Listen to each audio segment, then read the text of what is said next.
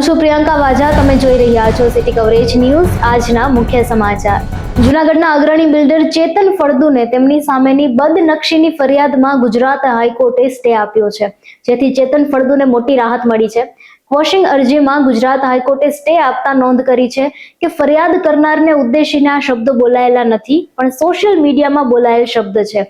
માટે હાઈકોર્ટે ચેતન ફળદુ સામેની ફરિયાદમાં સ્ટે આપ્યો છે. જૂનાગઢ મહાનગરપાલિકાના કચરા એકત્રિત કરતા નવા વાહનો પર જય ગિરનાર લખવા બાબતે વિવાદ સર્જાયો છે, જેમાં અમૃતભાઈ દેસાઈએ મ્યુનિસિપલ કમિશનરને પત્ર લખી આ લખાણ દૂર કરવાની માંગણી કરી છે. પત્રમાં રજૂઆત કરવામાં આવી છે કે ગંદકી સાફ કરતા વાહનો પર આવા પવિત્ર શબ્દો લખવાથી હિન્દુ ધર્મની આસ્થાને ઠેસ પહોંચે છે. આ મામલે યોગ્ય તપાસ કરી જવાબદાર અધિકારી સામે પગલાં લેવા અને તાત્કાલિક ધોરણે આ લખાણ હટાવવાની માંગ ઉઠાવવામાં આવી છે. જૂનાગઢ સહિત ગુજરાત રાજ્યના 5 લાખથી વધુ પેન્શનરો માટે રાજ્ય સરકાર અને ઇન્ડિયા પોસ્ટ પેમેન્ટ્સ બેંક વચ્ચે થયેલા કરાર હેઠળ ઘર આંગણે સેવાનો પ્રારંભ થયો છે, જે અંતર્ગત 1 મે થી 31 જુલાઈ 2026 સુધી પોસ્ટમેન અને ગ્રામીણ ડાક સેવકો દ્વારા પેન્શનરોને વિના મૂલ્યે ડિજિટલ જીવન પ્રમાણપત્ર હયાતી કાઢી આપવામાં આવશે. આ જન કલ્યાણકારી પહેલને કારણે હવે વૃદ્ધ પેન્શનરોએ કચેરીઓ કે બેંકોના ધક્કા ખાવા નહીં પડે અને તેઓ સરળતાથી ઘરે બેઠા જ પોતાની હયાતીની નોંધણી કરાવી શકશે. સાવજ ડેરીના ચેરમેન દિનેશ ખટારિયાએ પૂર્વ મંત્રી જવાહર ચાવડા પર ગંભીર આક્ષેપો કરતા રાજકારણ ગરમાયું છે. તેમણે જણાવ્યું કે આમ આદમી પાર્ટીના ઉમેદવારોના નામ જવાહર ચાવડાના બંગલેથી નક્કી થાય છે અને તેઓ ભાજપમાં રહીને જ પક્ષની પીઠ પાછળ ખંજર ભોંકી રહ્યા છે. ખટારિયાએ વધુમાં ઉમેર્યું કે માણાવદરની જનતાએ વર્ષો સુધી રાજ કરનારાઓને ઘરે બેસાડીને જવાબ આપી દીધો છે, જ્યારે વિસાવદરમાં ભાજપની હાર માટે જવાહર ચાવડા નહીં પણ ત્યાંનું જૂનું એન્ટી બીજેપી વલણ જવાબદાર છે. જવાહર ચાવડા હાર્યા પછી ગુપ્ત રીતે વિરોધ પક્ષોને મદદ કરી રહ્યા હોવાનો દાવો કરી ખટારિયાએ પડકાર ફેંક્યો છે કે જો તેમનામાં તાકાત હોય તો તેઓ મેદાનમાં આવીને ખુલ્લી લડાઈ લડે.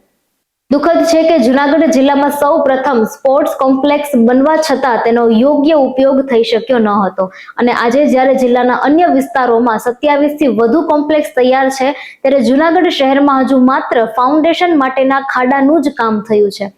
હાલમાં 12.69 કરોડ રૂપિયાના ટેન્ડર સાથે નવા અત્યાધુનિક સ્પોર્ટ્સ કોમ્પ્લેક્સની કામગીરી શરૂ કરવામાં આવી છે, જેની 24 મહિનાની નિર્ધારિત મુદ્દત પૂર્ણ થયા બાદ જૂનાગઢ વાસીઓને ઇન્ડોર અને આઉટડોર ગેમ્સની તમામ સુવિધાઓથી સજ્જ એક આધુનિક રમતગમત સંકુલ પ્રાપ્ત થવાનો દાવો કરવામાં આવ્યો છે.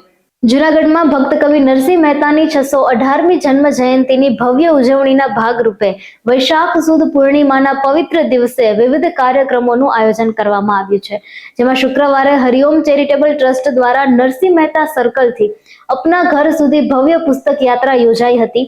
આ ઉજવણીના આગામી તબક્કામાં શ્રી નરસિંહ મહેતા પ્રતિમા પ્રતિષ્ઠાન ટ્રસ્ટ દ્વારા 3 મે રવિવારના રોજ સોનાપુરી પાસે આવેલા અપના ઘર ખાતે વિશેષ કાર્યક્રમો યોજાશે, જેમાં સાંજે રાજુભાઈ ભટ્ટ અને નીરુબેન દવે દ્વારા નરસિંહ મહેતાના અમર પદોનું ગાન કરવામાં આવશે અને ત્યારબાદ જાણીતા મૂર્ધન્ય કટાર લેખક જય વસાવડા પ્રેરક વક્તવ્ય રજૂ કરશે.